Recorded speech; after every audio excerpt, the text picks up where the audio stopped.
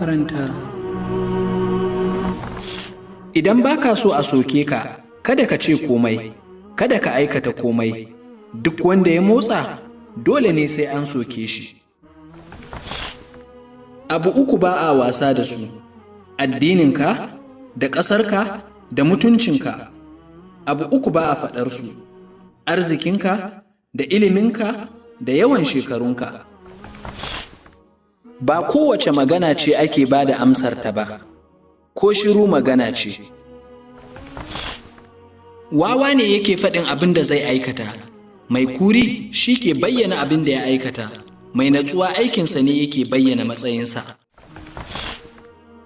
Abubuwa uku idan suka haɗu da wasu uku ba su da magani: talauci idan ya haɗu da kasala, ƙiyayya idan ta haɗu da hassada, jahilci idan ya haɗu da girman kai. Allah ka sa mu gama da duniya lafiya. Abu biyu idan kana da su kai sarki ne: lafiya da wadatar zuci.